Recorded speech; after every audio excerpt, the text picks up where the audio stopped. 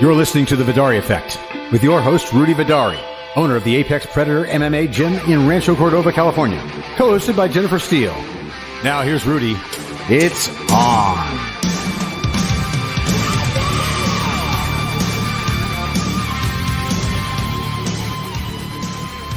My name is Sensei Rudy Vidaurri.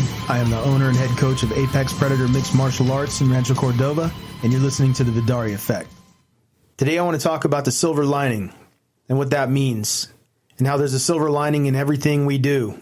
And if you understand process and what's meant to be and how when you're told everything happens for a reason, there's something to it.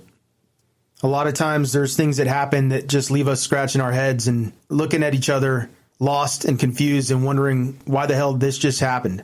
But in those situations, it's important to have the perspective almost as if it's a third party and you're looking at yourself from a different person's point of view to realize that this is right where I need to be.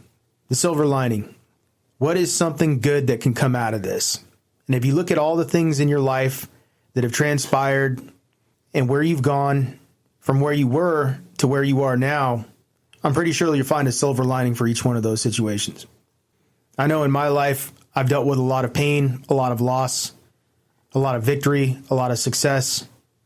And I can honestly say that every time there was a situation where I dealt with pain, I dealt with loss, I dealt with tragedy or setbacks, there was always some kind of silver lining, you know, and it ended up putting me in a much better position than I was previously. And I think right now I'm being introspective and I'm thinking about a lot of things in my life as I process some things that I'm dealing with personally and professionally, and to where I am with those things, and to how I'm really convinced that it's just opening the door for better things. And in a lot of those situations, like my divorce, for example, I know it's opened the door for better things for me. Professionally, you know, money's up, money's down for a lot of people right now.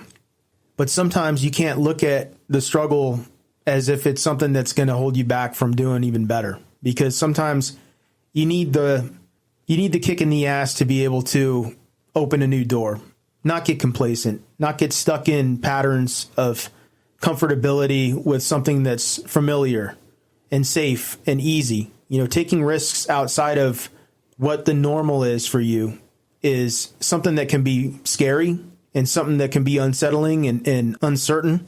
And uncertainty sometimes is a recipe for disaster, because then when you don't know what's next, you start making poor decisions and you find yourself in bad places and doing otherwise bad things instead of making progress, taking steps forward, you know. But if you can use the uncertainty to your advantage and embrace what's next without knowing what it is and bring closure to the situations you've had previously, it's a whole lot easier to move forward. That's a really good point, the closure point. I think a lot of times people don't do that. They just kind of move on to the next thing or the next adventure or the next whatever without really tying up what was behind them. And I don't know, if you've got loose ends like that, it's got to make it a lot more difficult for you to move forward. Yeah, and sometimes the signs are all right in front of us. We fool ourselves into thinking that something's okay when it's not, and hold on to something longer than we should, you know. And sometimes it just takes a realistic inventory of what's really going on to help us bring closure to those situations. We were just talking about this before we started the show, how I was at a radio station for 8 years, and I was the production director, and I had a shift, and I really enjoyed the radio station, but I wasn't really challenging myself, I'll be honest, you know, but I was happy there, but it was just sort of like moving along. I was just staying kind of at one straight pace and not really going to advance my career there, not really going to do much more with my career there, and it, you know, I got a swift kick in the butt when they sold out to a company that didn't speak English, and we all had to find another job, but what it did is it catapulted me into a more high-profile job. And I would never have gone after that job probably if that hadn't happened to me. Absolutely. And that's the proverbial kick in the ass I'm talking about.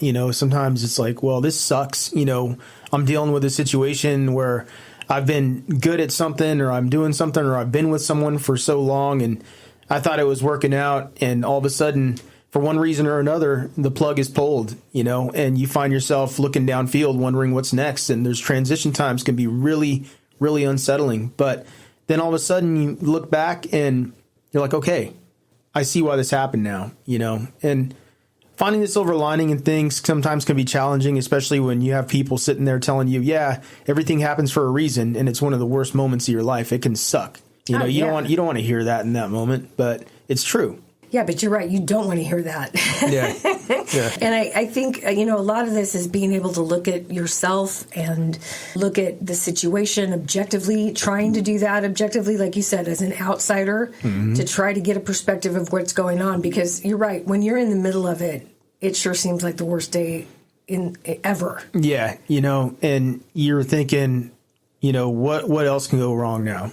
But that's actually, if you think about it this way, it's a really decent position to be in. Not that it's ideal, but, when the only way you can go is up because you're down, then that makes you dangerous in a good way. It makes you realize that the doors that are going to open can only be better from where you are, and sometimes it takes that perspective to be like, okay, look, things haven't gone well, or this situation isn't what I thought it was going to be, or it didn't work out exactly for what it was, but you have to look at it as it served a purpose, and it also is part of the process and part of what was meant to happen, so that now you're in a better position to do what's next, and having that to look forward to and being able to see, okay, you can only go up from here, is actually should be a relief, and you can take solace in the fact that, this is something that's going to be different and better. As somebody yourself who has been through a lot of adversity and a lot of challenges and had to start over many times, what would your advice be to somebody who was found themselves in that position where they had to start over or start something new? What's the first sort of steps that they would take? Keep the faith, man. It's one of those where no matter how bleak things ever got, I always found a way to land on my feet, personally, business wise, in relationships. And it was always something that, some took more time to get over than others. I know there's a couple of, relationships that, I made some mistakes in, but, I don't wish I had those back by any means, because it hurt to be done with those in the moment. But yeah, moving forward, it's okay, yeah, I learned a lot from that, and taking the wisdom and experience from those situations is incredibly important to remove the emotional cloud. And sometimes in that moment, it's really difficult because the emotions get in the way of things, and your heart is involved, and you've invested time and energy in someone or something, and then to have it all go away or end in a way that wasn't what you envisioned can be very disheartening. It can be very upsetting. I walked away from my marriage, both my marriages, I left, and I have no regrets about that. Those were good decisions. There are other business decisions and things that, I make, I've made, and, professionally, I've made and continue to make, that sometimes it's okay, well, when is it time to hit the panic button? Really never, because whoever is out there listening right now that feels like they're in that position, from my experience, as long as you stay focused in the moment and continue to work hard and work towards a goal and stay focused on that just to make progress every day is really important, because then you're not looking back. You can't look back, and you can't let it get to you. Get rid of the emotional cloud that's holding you back. Don't feel sorry for yourself, and realize that in my situations, I always landed on my feet. So that kind of battle-tested ruggedness for me is always what I go back to, is that, well, at 43 years old, it's always worked out one way or another, no matter how painful it was, and there's been a lot of pain. I've dealt with a lot of loss. I lost my father at a young age. I lost my son at an older age.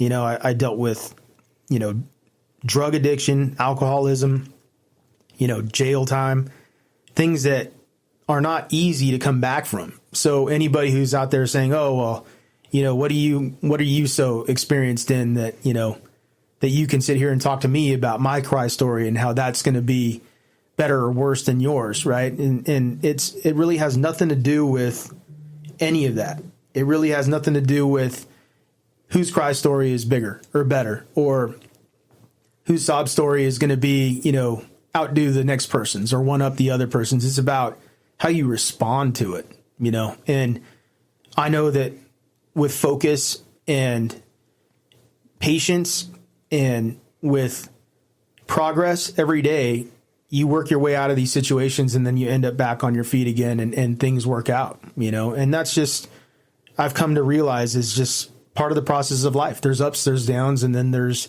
the between times. And, for those of you out there who are fortunate enough to just have that steady, balance in life, that's great. A lot of people though, especially in this economy or, in this climate of relationships, where it's a different time than when I grew up in the 80s, the values are different, and people don't hold things as sacred as they used to. So you have a lot of troubled relationships. You have a lot of people in work positions that don't have the work ethic or the values to dedicate and commit and work hard and see things through and be finishers, right? So it's a strange time, but your character and your value as a person, right, it can stand above, and can stand out, and you can be and lead by example, the person that shows everyone how it's done.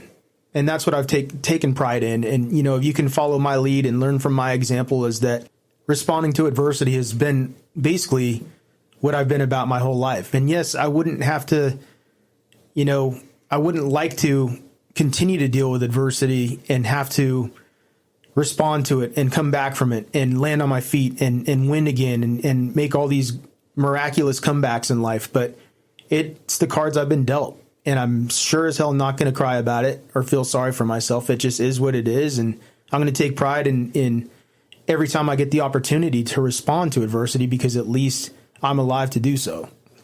And you've always sunk in and been a part of something. I think it's really important when you talk about kids when they're young, you want them to be involved in activities because it gives them less idle time to get in trouble, right? That's what we all think as parents. Mm-hmm. And when you're an adult, it's really kind of the same thing. I think if you have something to be attached to, something to be a part of, whether it's your church, whether it's your gym, mm-hmm. right? Or something positive that you're a part of, it adds that much more to your life, I think, and gives you much more just a sense of purpose, and maybe helps you in the rest of your decision making.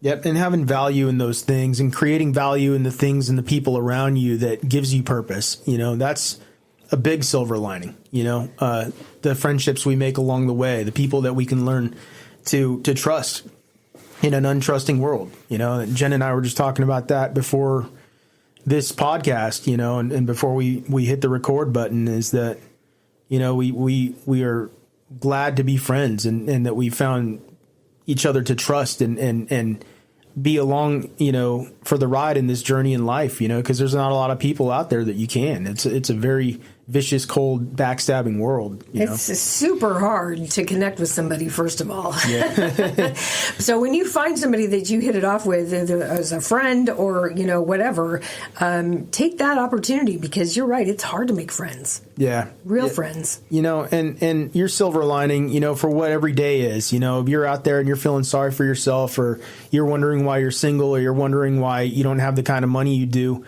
where's the silver lining? Find silver lining in the fact that maybe you haven't applied yourself 100%.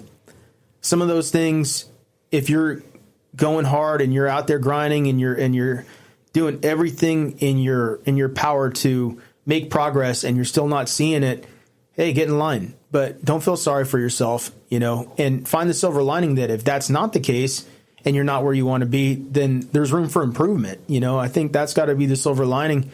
When you talk about if you haven't met your goals, or if you haven't yet put yourself in position to succeed the way that you want to, then ask yourself, have I given 100% to all this yet? And if you are applying yourself 100%, I commend that, I know for a fact I've grinded very hard.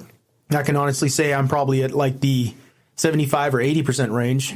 And then sometimes you just need a few percentage points to just kind of slack off and have emotional well-being and take a break. And the older you get, you realize there's little room for error. And if you want the things you want in life, or if you're not happy completely with your financial station in life or, the relationships you're in, grinding out that other 25%, 20% of your life where there's room for improvement, then that's something that you can find silver lining in, is that, okay, well, I haven't given everything I've got into this right now. Maybe I can improve. I can do better. My dad was always somebody I looked at as a great example of just the hardest worker, and everything you're talking about. He had such a great work ethic, and he would go the extra mile, and he wouldn't be lazy, and he would always be honest to not be lazy. And no, we've got to do it this way. We're going to do it the right way. We're going to get it done the right way. And he would be on he had a home office, and he had to be very disciplined to make that happen. But he would go sit at his desk all day long and make it happen, and then sit there some more if he had extra things to do.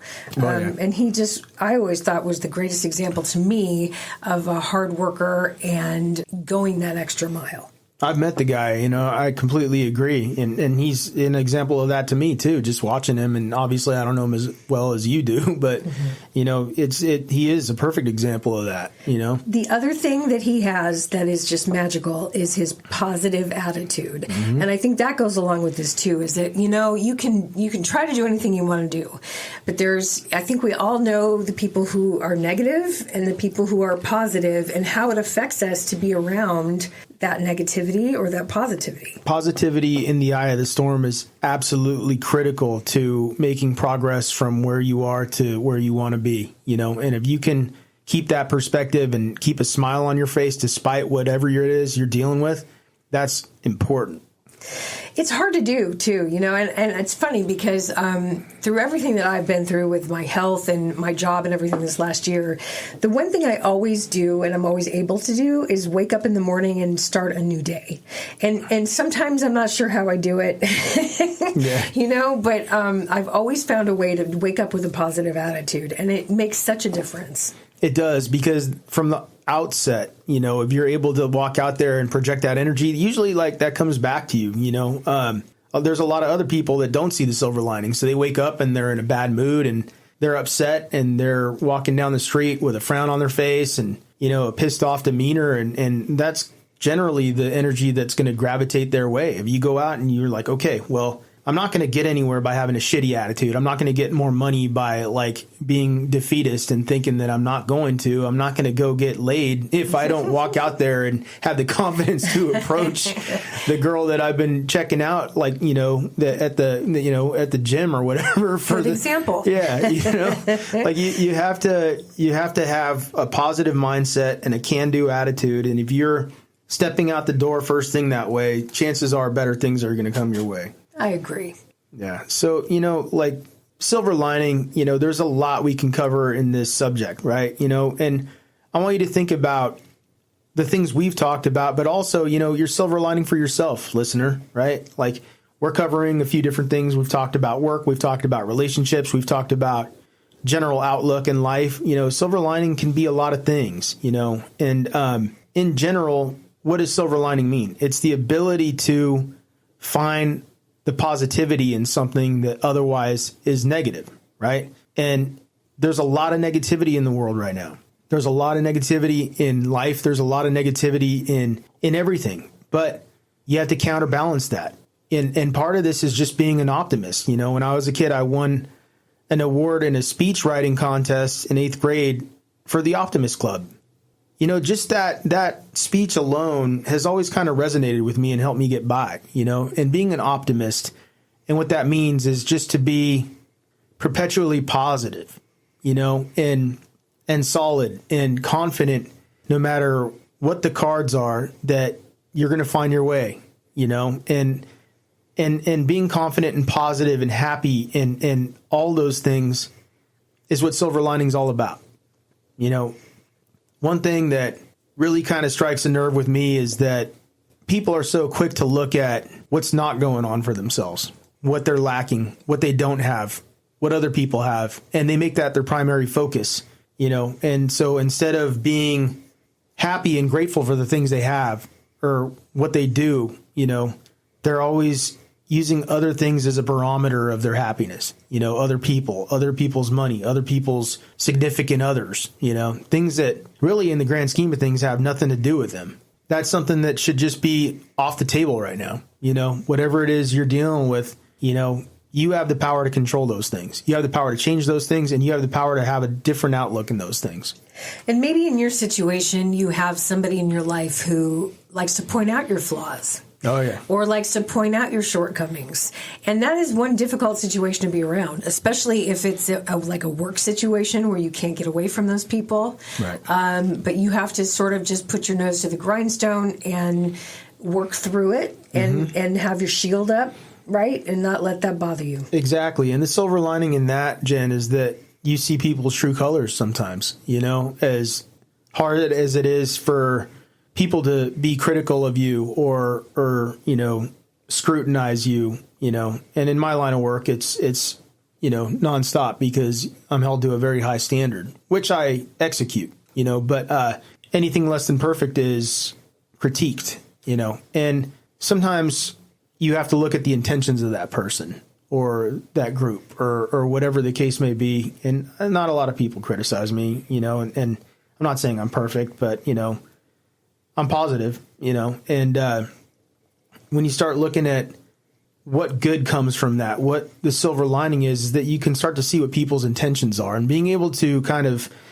categorize people in your life, well, this person is loyal or this person's a hater or this person, despite what they're saying right now, about having good intentions for me, how they're saying this is showing me otherwise, and clarity is very important because sometimes if you bury your head in the sand and you just want to see things your way and never in a way that's going to be hard, or difficult to acknowledge, it protects us from the truth, but understanding the truth and seeing the silver lining in those things is really important because then with that clarity, you understand what people's intentions are for you. People are forgiving, too. I mean, most of us want to see someone do well. So if you're a good person and you have a good attitude and you're positive and you maybe make a few mistakes along the way, that's okay because the people who matter are going to understand that, that's just one shot at it and you'll do it the next time. Absolutely. And you'll find that in life there often are second chances, Not everything's perfect. Not everything is going to work out, on the first try. But I know in my case, I've been gifted many opportunities. God's been very generous to me in that respect. And I'm very grateful to have survived and been given the opportunities I have in life. That's really important, but having a second chance is always important. And trying to make the most of that chance is really important. And you'll find that the people who typically are happy and that are secure in their own skin are the ones that are the forgiving ones and the ones that are, that will want to see you succeed. And the people that aren't happy and the people that are miserable deep down, misery loves company, they're going to want to bring you right down with them. Having some sort of faith, like you were just talking about, God's been really good to you. Having some kind of faith, I don't care what you believe in, if it's Buddha, if it's, whoever it is that you choose to believe in, that's that higher power, it's the universe, it's karma, it's whatever it is. Papa Smurf. Papa Smurf. believe in it and have some faith in it. Yeah. I mean, all hail Papa Smurf, right? Yeah, I never really thought of him as a leader, but okay. I mean, kind of bizarre how you get, one kind of older pimp Smurf and then the one girl Smurf and then everybody else somehow is there. Yeah, what's up with the Smurfs, right? Yeah, I think it's a cult, yeah.